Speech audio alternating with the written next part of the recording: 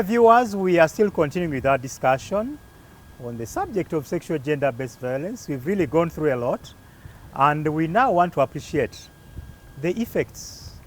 When this young person is defiled, is raped, is assaulted, what happens? What is likely to happen to that person? What is likely to happen to that home, to that community, to the caretakers of that child? So I want to begin by asking us, Janelle, do you have anything you feel can result from somebody experiencing sexual gender-based violence? Quite frankly, I strongly believe that insecurity is one of the effects. Which type of insecurity? Insecurity in that as a person, you question your self-worth.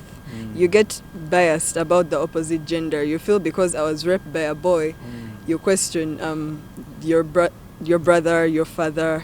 Yeah, all that is under insecurity. And you feel like that environment is no longer safe for you. If the defilement took place at school, you feel like running away from school. If it is home, you feel like running on the street. And indeed, many young girls have run to the street because of that. Very right, Janelle. Let's get to Paul. One of the effects is the unwanted pregnancies. Since someone is raped, okay, let me say the young girl is raped.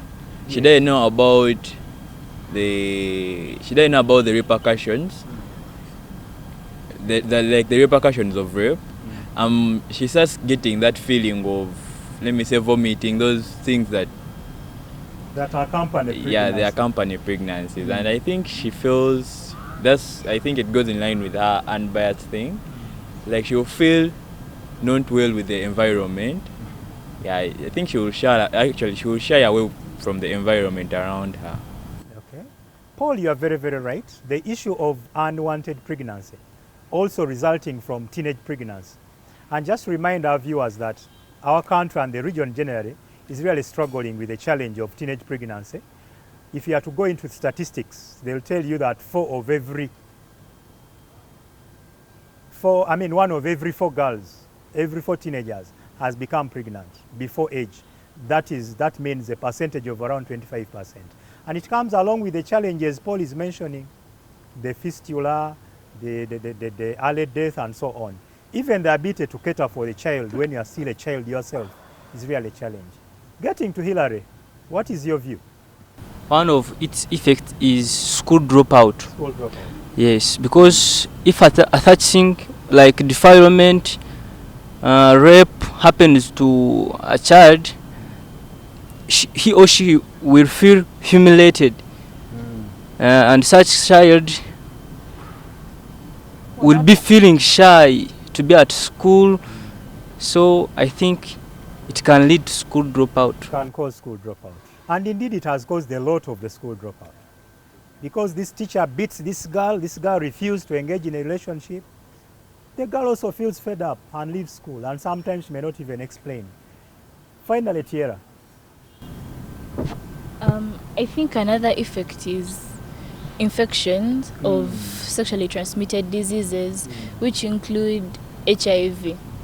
A girl is raped by an unknown man. Sure. The guy is infected, then later when you fall sick, you don't know why you're falling sick, but you're not pregnant, or even maybe pregnant, yet you're infected with HIV/AIDS. And some people do not have like the necessities to take care of themselves when they have these infections. So maybe they even end up dying or even infecting other people. Sure, Tierra is very right. The possibility of infection is very high. She mentions HIV, but there are quite many others, including gonorrhea, including candida, including syphilis. The list is very long. So we really need to watch out for those challenges by avoiding gender-based violence. But generally, the idea of gender-based violence in our community, especially to our children, really spoils the child's opportunities of growing up as a child. It limits her chances of even continuing in school. She may fail to complete. Our young people have so many career dreams, but when you are defiled early and then you become pregnant early, you are then pushed out of school early, then you'll never become the lawyer you want to be. Then one will never become the nurse or the doctor that he wants to be. But it also undermines the psychological well-being of the child. a child is living on tension all the time. He's living in fear. He stops trusting all adults. If the defiler was an adult, then this child will stop trusting all the adults. But also the issue of physical injury, we mentioned earlier. When these forms of sexual abuse happen, certainly there is injury, and therefore there are cases of medication and so on and so forth. But most heartily, humiliation and the stigma that follows. That girl was raped, that girl was defiled. So the community is looking at you as the problem, yet it is not the child who actually caused the problem, but also the challenge of wasted resources, single motherhood, family conflicts, and so on and so forth. Thank you so much. Myra wants to add something. Yes, please. Maybe to just agree with all of you that these are effects that are happening in the community, and we've found that some of these young people end up even in suicidal kind of thoughts, and maybe even finally commit suicide because So they what can't. services could they need therefore? I think, first of all, any survivor of sexual and gender-based violence needs to seek medical services, and they should get emergency contraceptives. This is to ensure that they do not conceive a child of that rapist or that perpetrator that has forcefully engaged with them in a sexual activity. But above all, they need to get post-exposure prophylaxis, and that is basically against HIV. Okay. So they need to move to a hospital and get these two services. Or and a medical facility in their midst. Yeah. And also get treatment for other STIs or physical injuries, because we know this comes with also physical injuries. So we want to ensure that you're safe physically, but also from pregnancy and from HIV itself. Okay. And then the legal bit of it is we need you as a survivor out, as a viewer, you know someone that has gone through this sexual gender-based violence. Please ensure that you lead them to get legal support. Just because you need to go and report to the police, go report to the LC1, and ensure that this person is getting justice. So go follow the procedure, go to the hospital, go to the police, and ensure that there is some kind of justice that is going to happen, because it helps even the person recover, the survivor recover from such. On that, I just want to Very invite right, Myra, and Henry just to add that beyond the legal and medical services, there are also what we call psychosocial services. Let this young person go and seek some counseling. But also the people around the young person who has been defiled and raped are also going through some kind of trauma on their own. So the entire system needs to really look for professional counselors to really bring some comfort to them. But also provision of security to this girl who is defiled, this girl who is raped. Remember, the rapist is already looking for ways of avoiding evidence, and it is very likely that he may come for the victim. But as we really try to look towards winding up this discussion on sexual gender-based violence, could we say government is quiet? Isn't government doing anything? I want to inform our dear viewers that government is doing a lot. There are international laws that are governing human rights, and so many declarations have been made, so many conventions have been made to remind all citizens in this world that sexual gender-based violence is an abuse. But coming down to government of Uganda, we've had pro bono services being provided to victims of rape and victims of defilement. We've had bylaws formed by local governments to guard against those issues of defilement and rape and so on. We have had inter-ministerial meetings to discuss issues of violence of children across the spectrum, whether violence in the homes or violence in schools. And then if you are to even be more specific, the Ministry of Education is really doing a lot. It is popularizing a helpline by Ministry of Gender. There's a draft school health policy in place. The sexuality framework was developed, although it still has a few challenges. But we're also trying to document various cases of SGBV and appealing to partners for support. There's always an annual conference to discuss issues of GBV in school environments, and so on and so forth. But as we really get to the bottom of the matter, what then is the role of the parents? Should the parents just look on and see the GBV happen? Indeed, they have a lot. We want them to be present for their children, provide time to talk to them.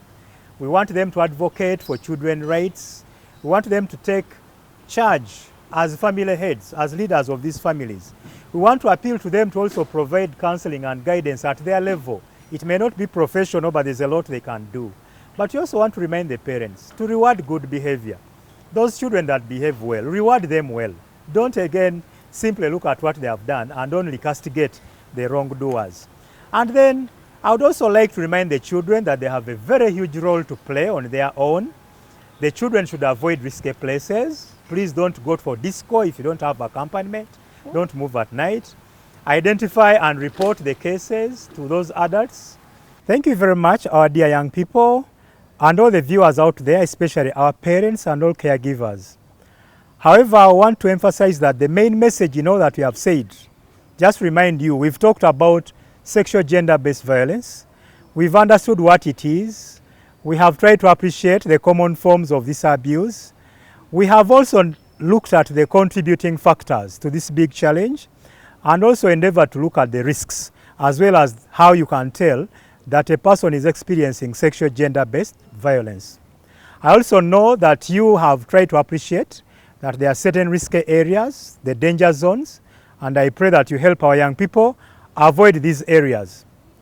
Along the discussion, you also noted that government has taken charge. There are a few things it has done to stop this crime, as well as the Ministry of Education in particular, where I work. But ladies and gentlemen, all our viewers, the last message for us under this discussion is that gender-based violence is against the rights of all children. First of all, against the rights of all human beings, but is against the rights of all children. So whoever does it is abusing children's rights. 2, gender-based violence is a huge problem in communities. In this lockdown, hardly is there any village that hasn't experienced this. You hear wife A battered, husband C battered, and so on. But I also like to inform you, dear viewers, that GBV has serious consequences, not only to those to whom it happens, especially the children, but also to those who take care of them, because they also remain traumatized. So it is wrong, and silence against it is very dangerous.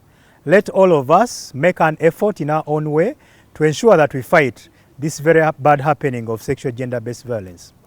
Children, I need to remind you, much as most of the violence happens to you, you are also responsible.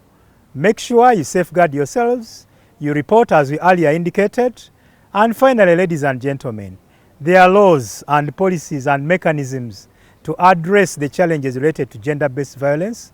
And if me and you and all stakeholders, right from our parents, our community leaders, religious leaders, and everyone play our part, we shall cease to see cases of gender-based violence in our communities. Thank you very much. Thank you for watching.